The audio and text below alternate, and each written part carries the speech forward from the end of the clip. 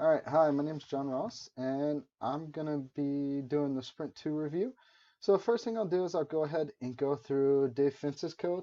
Now, Dave did the calendar, satisfied user story 45, excuse me, added a calendar, built the calendar data structures, and put it into a JPanel. As you can see, we can move back and forth between the months.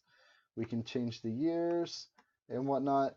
We just have to add the data structures in with it so that way we can display them in the GUI.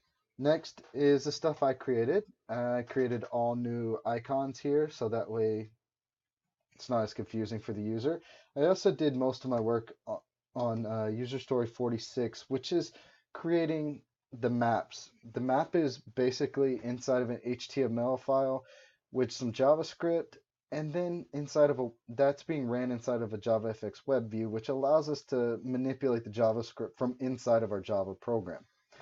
So, as you can see, we'll go ahead and display the route. We have the route there. We can display two routes.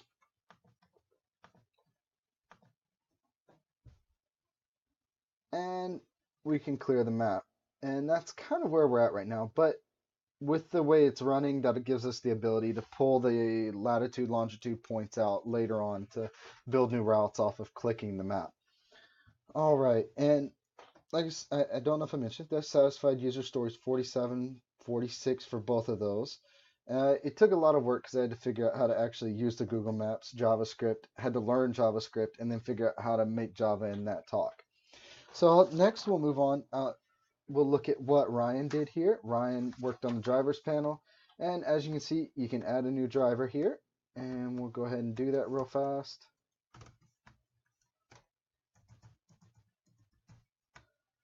And give him an ID, hit save driver, and as you can see, our driver saved in the system, displayed names displayed down there. So with that, Ryan satisfied user stories 38 and 51, and he added the underlying data structures and did the JPanel.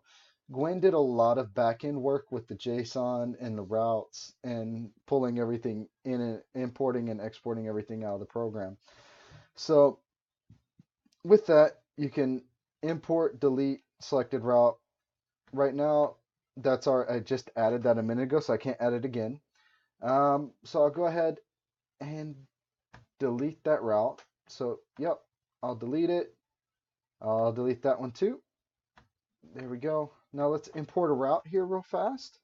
See if we can get this done and stay under the 5-minute timeline here.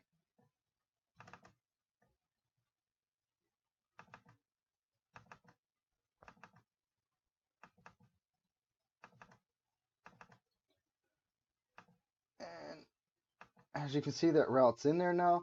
And then we'll add a new route. And you see we added that new route there.